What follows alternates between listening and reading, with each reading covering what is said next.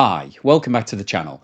In today's episode, I want to provide you with an update as to what's happening in the Russian economy. Now, if you follow the channel, you'll be aware that the Kremlin has severely restricted the amount of data that it's prepared to release to the world since the war in Ukraine started. However, we do still get some of that data. So in today's video, we'll go through the latest data that has been published. And what this data indicates is that things are getting worse in the Russian economy. And actually, there are now fundamental flaws in the way that the economy is operating. So if we start off by looking at what's happening with inflation, the figures for October have now come out, and they show that year on year, prices have risen on average by 7.7%, which on a standalone basis is quite bad because Russia has a target rate of 4%. So 7.7% is almost double that target rate. Now, if that was any other country in the world, we would be looking at the central bank increasing interest rates. But as you can see from this chart, over the past few months, we have seen interest rates coming down. And the reason why the central bank is reducing rates rather than increasing them is because the economy is slowing down rapidly. And so it's now looking to stimulate growth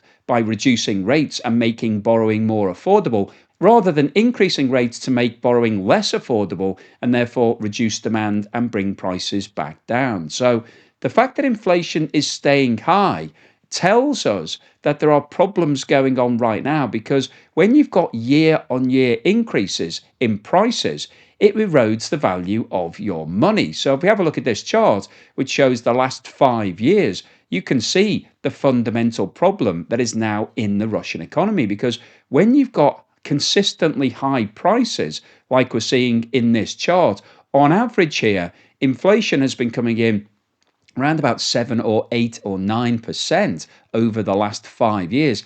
That means that year on year prices are getting extremely out of control.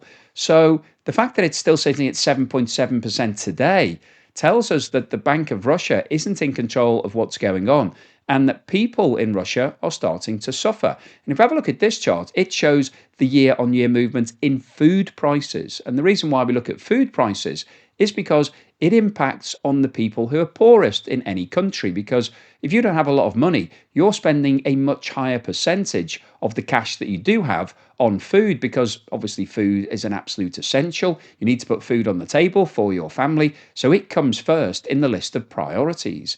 And what this chart shows is that year on year, food prices have increased by 8.9%. So that's higher than the average rate of inflation. So it tells us that food is going up more rapidly than general prices.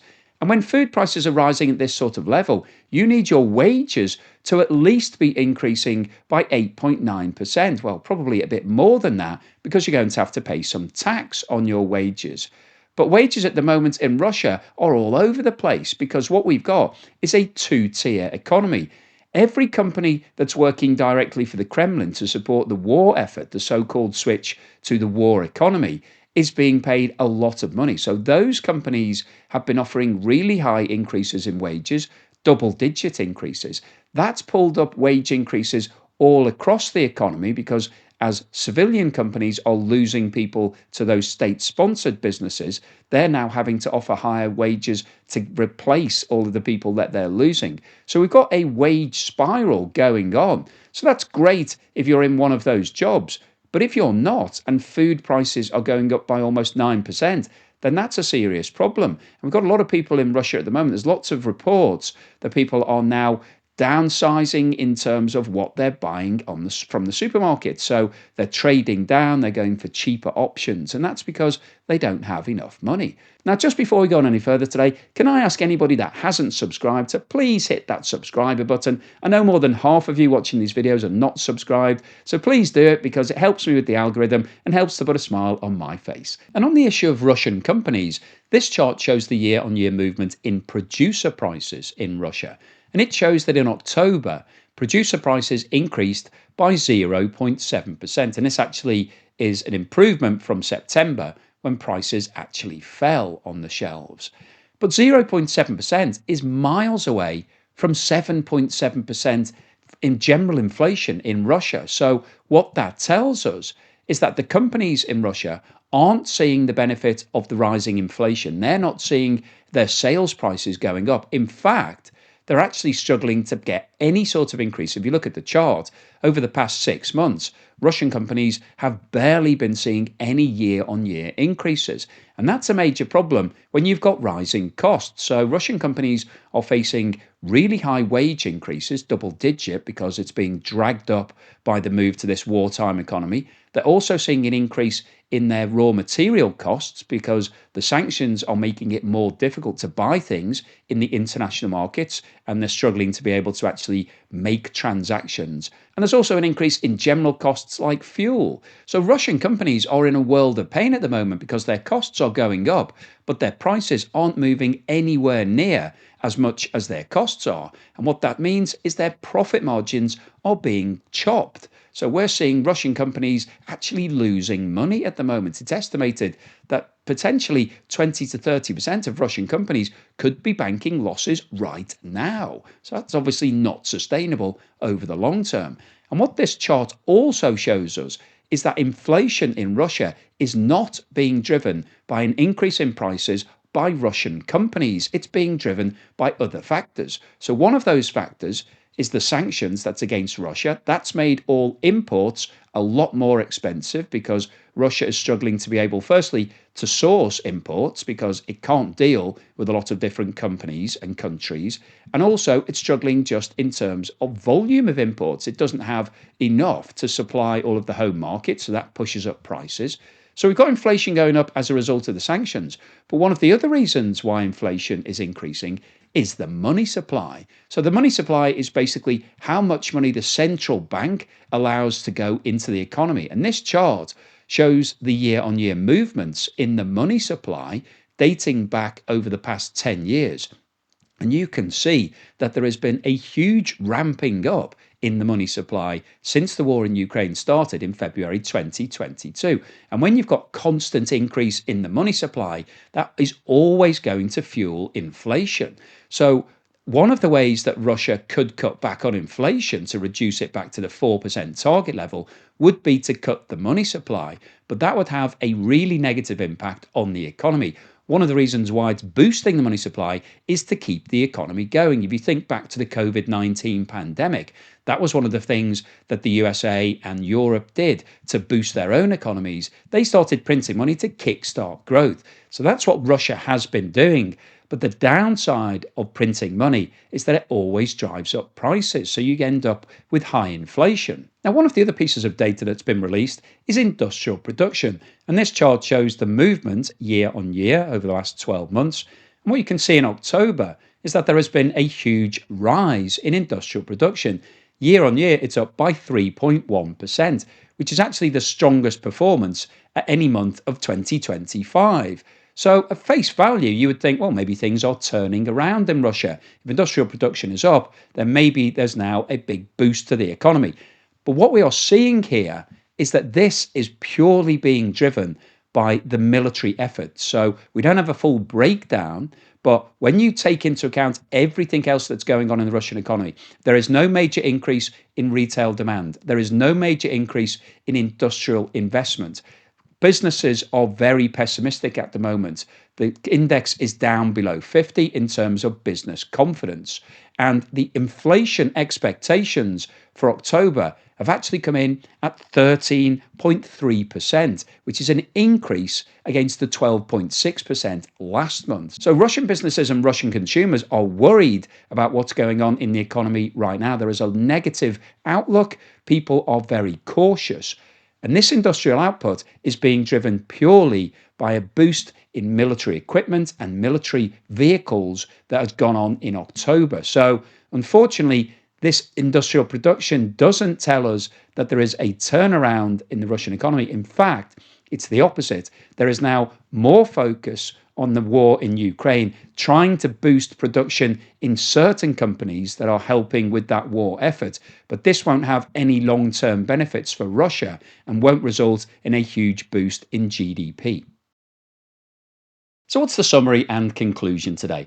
Well, I wanted to post this video to provide you with the latest data that has been released by the Kremlin. It's only a limited amount, but it's worth getting the up to the minute information to tell us what's going on. And what we've seen from today's video is really interesting because inflation is now proving to be a very persistent problem for Russia, despite the fact that they've reduced interest rates from 21% to 16.5%. So that is a big reduction. However, interest rates are still sitting at 16.5%.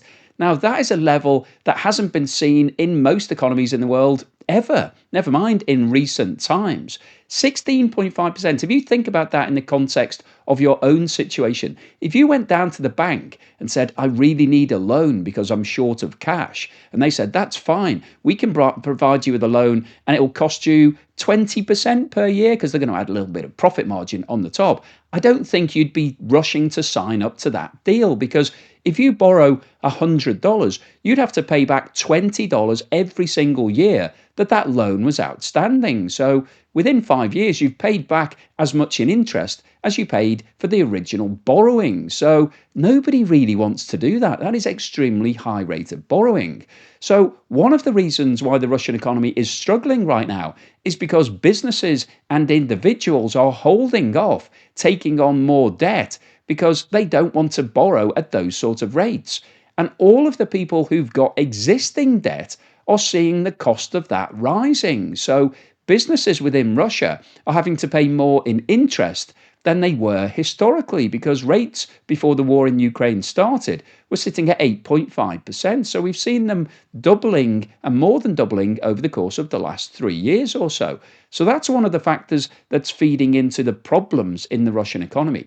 But persistent inflation is also an issue for consumers because it means that they're having to spend more every single year on all of the things that they're buying. And so consumers then want to get paid more. So we've seen big wage increases, and those wage increases have been partially driven by the movement to a war economy, whereby the Kremlin is now sponsoring lots of companies. They're paying them directly to provide services that are needed for Ukraine. The problem with that is that it drives up wages across the board. So normal companies have been hit from both sides. They've seen wages rising at the same time as the sanctions have severely limited the markets that they can sell into. So they've got reducing revenues and increasing costs. And we're seeing that producer prices year on year are not increasing anywhere near the rate of inflation. They're barely moving at all at the moment. So you can't raise your end price, but you're having to pay more out in all of your costs. So that means that profit margins are being squeezed, and lots of companies in Russia are now falling into a situation where they're making losses. And I recently posted a video talking about the fact that non-performing loans have gone through the roof in Russia. So Russian banks are now struggling because companies aren't actually paying that interest because they don't have enough cash to do so. Now, in today's figures, we did look at one bright spot for the Russian economy: industrial output. It rose by 3.1%. And in a normal economy, you would take that as really good news, because if industry is booming, then that potentially means that you could get the economy kickstarted again. But one of the problems here is because of the move to the wartime economy, the industrial production is focused on things for the war effort. So that's military equipment, vehicles, those sort of things. So once again, this is the Kremlin sponsoring that industry, basically putting a lot of money into it to keep everything going to Ukraine. But when you take a step back and think about the long-term implications of that, this isn't like a company in the USA that suddenly is booming and will produce more output, make more profit, hire more people, and ultimately pay more tax and therefore improve the GDP. These are companies that are making things that are going to Ukraine that don't have any long-term benefit, that don't result in repeat orders. That's not basically building a business where you can become a global market leader. All they're doing is sending things off to Ukraine, which are then being written off. So there's no long-term benefit to the Russian economy of this sort of investment and these sort of businesses starting to do well. So the fundamental issue in Russia at the moment is that GDP and growth is really slowing down rapidly. It needs to boost its productivity. It needs to do that by enabling companies to invest more into their businesses. The way that you would do that would be to make borrowing cheaper, certainly nowhere near 16.5%. And Russia is miles away from getting down to the levels where companies are going to want to borrow more. And as we've got rising inflation and falling producer prices, Russian companies are being squeezed harder and harder. Lots of them are now making losses and struggling to be able to pay the interest on their existing debt. And all of this is building towards a potential disaster in the Russian economy at some point over the next 6 to 12 months if this situation continues as it is. So hopefully you've enjoyed today's video, you found it useful, informative and thought-provoking. If you've liked what I've said, then please give me a thumbs up. Thank you for watching this video all the way through to the end, and thank you so much to everyone that's supporting me. If you bought me a coffee, or sent me a YouTube super thanks, or signed up as a Patreon or YouTube member, or buy me a coffee member, I really appreciate that support. It really helps to keep me motivated and making as many videos as I can. So thank you so much, and here's something to put a smile on your face. My cross is brown. That cross that turned brown. What do you do? No way. Please. Wow, that's it. She's thinking about it. Look at that face. Have you wear it or grab it? She's trying to do it. I know it's gonna turn back. Bruno, she got